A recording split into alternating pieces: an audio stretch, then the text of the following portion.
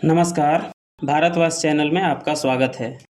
आज हम आचार्य प्रशांत के एक वीडियो पर विचार करने जा रहे हैं, जिसमें वे कहते हैं कि पुनर्जन्म होता है, लेकिन आपका नहीं होगा। वीडियो की शुरुआत में आचार्य जी का कथन है, पुनर्जन्म होता है, लेकिन पर्सनल सेल्फ का पुनर्जन्म नहीं होता। उसकी अपनी कोई यात्रा नहीं होती, वह एक ही देह से संबंधित होता है और जब देह गई तो वह भी गया। ध्यान दें, यहाँ पर आचार्य जी जिसे पर्सनल सेल्फ कह रहे हैं, असल में वह व्यक्ति का सूक्ष्म शरीर होता है, जिसे कई बार आत्मा या जीव या जीवात्मा भी कहा जाता है। हमारे शास्त्र, पुराण, भगवत गीता, उपनिषद आदि सभी एक स्वर में यही कहते हैं कि जीव एक शरीर से दूसरे शरीर में आता जाता रहता है, जन्मता मरता रहता है, और इसी को आवागमन कहा गया है। आदि शंकराचार्य चरपट पंजरिका स्तोत्र में कहते हैं, पुनरपि जननम पुनरपि मरणम पुनरपि जननी जठरे शयनम। क्या आचार्य शंकर वेदांती नहीं हैं? इसी जन्म मरण के चक्कर को भवसागर या संसार सागर भी कहा गया है। इसी से मुक्ति पाना मुक्ति है। अब कुछ प्रमाण देखिए। आचार्य जी सबसे ज़्यादा जोर उपनिषदों पर देते हैं। आइए कठोपनिषद देखते हैं। द्वितीय अध्याय, तृतीयावल्ली, मंत्र संख्या 4। इह चेद सकद्बोद्धुम प्राक् शरीरस्य विश्रसः ततः सर्गेषु लोकेषु शरीरत्वाय कल्पते। अर्थात यदि इस देह के पतन के पूर्व ही ब्रह्म को जान सका तो बंधन से मुक्त होता है। यदि नहीं जान पाया तो इन जन्म मरणशील लोकों में वह शरीर भाव को प्राप्त होने में समर्थ होता है। दूसरा प्रमाण अष्टावक्र गीता से लीजिए। 10वां प्रकरण, 8वां श्लोक। कृतं न कति जन्मानि काये न मनसा गिरा दुखम माया सदम कर्म तदद्याप्युपरम्यताम। अर्थात कितने जन्मों तक तूने क्या शरीर, मन और वाणी के दुखपूर्ण और श्रमपूर्ण कर्म नहीं किए हैं? अब तो आराम कर। अब 15वां प्रकरण, 9वां श्लोक देखिए। गुणों से लिप्त यह शरीर रहता है, आता है और जाता है, किंतु आत्मा न जाने वाला है न आने वाला। इसके लिए क्यों सोच करता है? अब मुझे नहीं लगता कि मुझे कुछ कहने की आवश्यकता है। एक बात ध्यान से अगर विचार करें तो स्पष्ट हो जाता है कि आचार्य प्रशांत पुनर्जन्म के सिद्धांत को ही स्वीकार नहीं करते, उसे झुठलाने की कोशिश करते हैं और इसके लिए भांति भांति के तर्क देते हैं। उन्हें भय भी है कि कहीं हिंदू उनकी बात सिरे से ही ना नकार दें, इसलिए ऐसा भ्रामक दावा भी करते हैं कि पुनर्जन्म होता है, फिर यह भी जोड़ देते हैं कि आपका नहीं होगा। अब बताइए, अगर हमारा पुनर्जन्म होगा ही नहीं तो फिर पुनर्जन्म हो या ना हो, हमें क्या फ़र्क पड़ता है? आइए अब उनके तर्क देखिए। पुनर्जन्म अणुओं का होता है, अणुओं की व्यवस्था ही जन्म है, वह व्यवस्था बिखर गई तो मृत्यु हो गई। आगे दीपक की लौ का उदाहरण देते हुए कहते हैं कि जब दीपक बुझ गया तो लौ कहाँ चली गई? भैया यह उदाहरण ही गलत है। दीपक की लौ कह लें या समुद्र की लहरें कह लें, सभी जड़ हैं और आत्मा चेतन है। आप चेतन की तुलना जड़ से कर देंगे? आगे कहते हैं कि लौ किसी दीपक की निजी संपत्ति नहीं है। अब इस बात का क्या अर्थ है बताइए? यह तो कहीं से भी नहीं बैठ रहा। शास्त्रों में कहीं नहीं कहा गया है कि आत्मा शरीर की निजी संपत्ति है। आत्मा शरीरों में आती है, शरीर से निकल जाती है, फिर दूसरा जन्म ग्रहण करती है, दूसरे शरीर में प्रवेश करती है।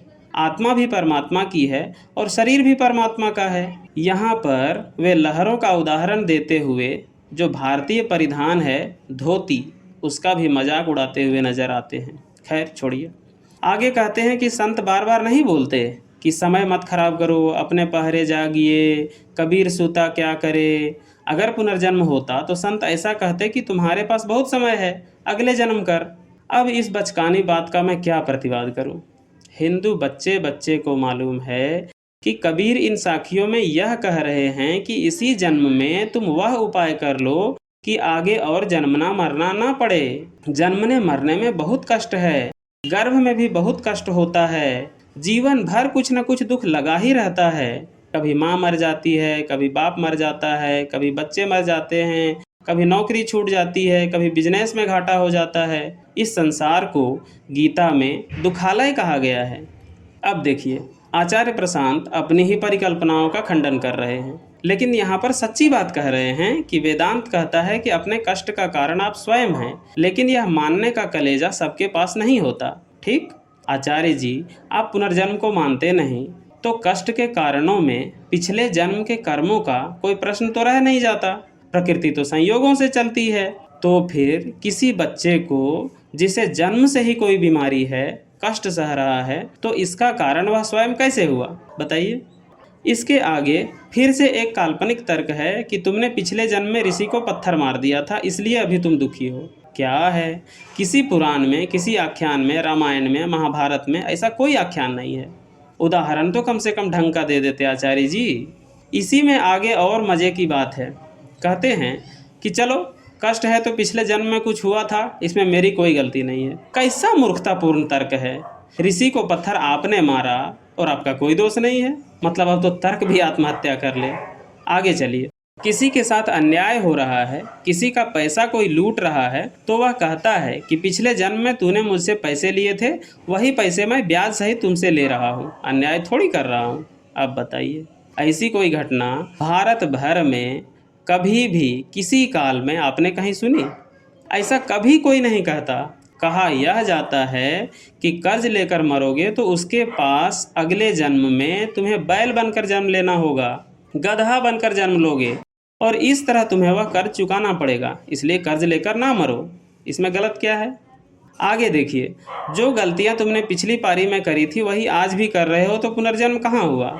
मतलब फिर से वही, जो काम आपने पिछले जन्म में किया वही काम आप इस जन्म में भी कर रहे हैं, तो इससे यही सिद्ध होता है ना कि पुनर्जन्म आपका हुआ है और आपको वही कर्म करने की प्रेरणा पिछले जन्म की स्मृतियों से मिल रही है। चलिए आगे देखते हैं। आगे कह रहे हैं कि पुनर्जन्म तो मैं तब मानूं जब आगे का साइकिल ही खत्म हो जाए। जब वह होता है तब पहली बार जन्म होता है, ठीक? यह भी उल्टी बात है। जब बोध हो जाता है, जब आत्मज्ञान हो जाता है, जब परमात्मा का ज्ञान हो जाता है व्यक्ति को, तो उसका वह जन्म नहीं होता, बल्कि वह जन्म मृत्यु के चक्कर से मुक्त हो जाता है। मुक्त हो जाने के बाद ये हो सकता है कि वह अपनी मर्जी से परमात्मा में विलीन ना हो और प्रभु का कार्य करने के लिए अपनी इच्छा से फिर से जन्म ग्रहण करना स्वीकार कर ले, पर यह अपवाद है। बार बार पूछते रहते हैं समझ में नहीं आ रही, समझ में नहीं आ रही। आचार्य जी, मुझे तो लगता है आपको ही समझ में नहीं आ रही, सुनने वालों को क्या ही आएगी। अब देखिए, पुनर्जन्म का एक और वीडियो है जो कि 2018 का है। उसमें भी वे वही बातें कह रहे हैं जो इस वीडियो में है। जब उनसे एक व्यक्ति कहता है कि ऐसी कई कहानियाँ गीता प्रेस की किताब में छपी है जिसमें बच्चे ने पिछले जन्म के पत्नी और बच्चों को पहचान लिया है, इस पर आचार्य जी के तर्क सुनिए। किसी को यह याद क्यों नहीं आता कि वह पिछले जन्म में गधे के मल का पिस्सू था? मतलब अब तो मूर्खता की पराकाष्ठा हो गई। पिस्सू को क्या यह पता है कि वह पिस्सू है? उसे मनुष्य अपनी भाषा में पिस्सू कहते हैं। क्या उसे पता है कि वह गधे के मल में रह रहा है? क्या उसे पता है कि जिस मल में वह रह रहा है उसे मल कहते हैं और जिसका वह मल है उस प्राणी को गधा कहा जाता है? क्या उसे यह सब पता है? बिल्कुल नहीं। और जो चीज़ आपको पता ही नहीं वह भला याद कैसे रहेगी? दूसरी बात यह है कि पिछले जन्म की बात याद रह जाना अपने आप में आश्चर्य की बात है। यह कोई सामान्य बात नहीं है।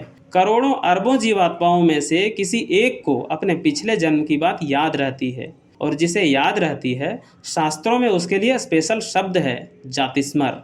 उस जीव को जातिस्मर कहा जाता है। फिर यह कहते हैं कि जीवन मात्र पृथ्वी पर है, यह किसने कह दिया? तो आचार्य जी, कहीं और भी जीवन है, इसका कोई प्रमाण अभी तक तो विज्ञान के पास भी नहीं है। विज्ञान भी यही कहता है कि हमें नहीं पता, हम पता लगा रहे हैं। तो पता नहीं आप इतने दावे के साथ कैसे कह सकते हैं कि किसी एलियन ग्रह पर पिछले जन्म में तुम तिलचट्टा थे, यह याद क्यों नहीं आता? खैर, इस प्रश्न का उत्तर भी मैं आप दर्शकों पर ही छोड़ता हूँ। आगे, तुम इतने पुण्यात्मा नहीं हो कि तुम्हें फिर से मनुष्य जन्म मिल जाए। मतलब पुण्यात्मा होने के लिए हमें आचार्य जी से सर्टिफिकेट लेना होगा क्या? आगे कहते हैं हम चाबी रखकर भूल जाते हैं, सुबह क्या खाया था शाम को याद नहीं रहता। तो इसका मतलब क्या है? हम अपने बच्चों को भूल जाते हैं कि हमारा बच्चा कौन है। हम अपना घर भूल जाते हैं कि हमारा घर कौन सा है। मुझे तो सुनने वालों पर भी आश्चर्य होता है, कैसे वे सुनते रहते हैं और पता नहीं क्या नोट करते रहते हैं। खैर कोई बात नहीं, ये तो हो गए उनके तर्क।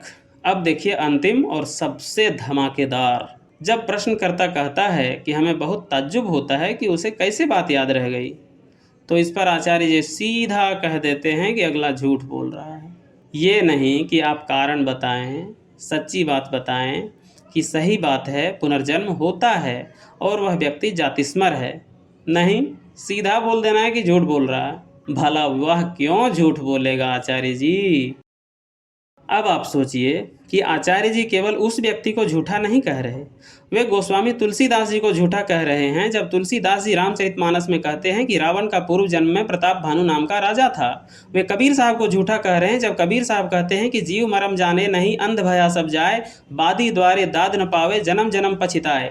वे सहजोबाई को झूठा कह रहे हैं जब वे कहती हैं कि अमर लोक पद फगुआ पाओ, जन्म मरण विपता टली, चरण दास गुरु कृपा किन्हीं, सहजो सब आनंद रली। वे गौतम बुद्ध को झूठा कह रहे हैं जब बुद्ध अपने पूर्व जन्मों की कथा अपनी जातक कथाओं में वर्णन करते हैं। वे श्री कृष्ण को झूठा कह रहे हैं क्योंकि श्री कृष्ण गीता में कहते हैं कि हे अर्जुन, तेरे और मेरे कई जन्म हो चुके हैं, तू उन्हें नहीं जानता पर मैं जानता हूँ। वे महर्षि वेदव्यास को झूठा कह रहे हैं क्योंकि महर्षि कहते हैं कि पूतना पिछले जन्म में राजा बलि की पुत्री थी और बाली का पुनर्जन्म उस व्याध के रूप में हुआ था जिसके बाण की चोट खाकर श्री कृष्ण ने अपनी लीला संवरण की थी। वे महर्षि वाल्मीकि को झूठा कह रहे हैं क्योंकि उनका कहना है कि राम राज्य में न्याय मांगने के लिए आया हुआ कुत्ता पिछले जन्म में कालिंजर का महंत था। शास्त्रों के प्रमाण मानेंगे नहीं, पुराणों में जो है उसे मानेंगे नहीं, गीता के श्लोकों का उल्टा ही अर्थ करेंगे और जब आप प्रत्यक्ष प्रमाण देंगे तो वह कह देंगे झूठ बोलता है। हम तो मनबे नहीं करेंगे जी। लो, पूर्व जन्म की बात याद रहने की घटना कोई एक नहीं है जो कि प्रकाश में आई है। ऐसी अनेक घटनाएं हुई है, उनमें से कई घटनाएं तो विदेशों में हुई है। इन घटनाओं में से अधिकतर घटनाओं में यही होता है कि जब बच्चे ने बोलना शुरू किया, समझना शुरू किया, तो वह बताने लगता है कि फलाने जगह पर मेरे बच्चे रहते हैं, मेरी पत्नी रहती है, मेरा भाई रहता है, वगैरह वगैरह। माँ बाप शुरू में समझते हैं कि इसे कुछ समस्या है, अंट संट बक रहा है। लगभग हर बार यही होता है। लेकिन जब बच्चा काफ़ी समय तक अपनी बात दोहराता रहता है तो माँ बाप फिर उसे वेरीफाई करने की कोशिश करते हैं। और जितनी भी घटनाएं समाचारों में आई है, उन सब में यही पाया गया है कि पिछले जन्म के पत्नी को, बच्चों को, अन्य रिश्तेदारों को उस बच्चे ने ठीक पहचाना है। और इस बात की पुष्टि न केवल उसकी पत्नी, बच्चे और रिश्तेदारों ने बल्कि अन्य गांव वालों ने भी की है कि बच्चा सच कह रहा है। कई घटनाएं तो ऐसी हैं जिनमें से स्वयं उसकी पत्नी ने इस बात की पुष्टि की है कि वह बच्चा जो बातें बता रहा है वे बातें केवल हम पति पत्नी ही जानते थे, तीसरा कोई नहीं। लेकिन जिसको मानना ही ना हो उसका क्या कर लेंगे आप? देखिए, वास्तविकता यह है कि कोई भी व्यक्ति झूठ 3 परिस्थितियों में बोलता है। पहला, लालच के वशीभूत होकर, दूसरा, भयवश, अथवा तीसरा, खुद को इंटेलेक्चुअल साबित करने के लिए। तो मेरे ख्याल से इन तीनों कारणों में से कोई कारण उन गांव के लोगों पर तो लागू नहीं होते।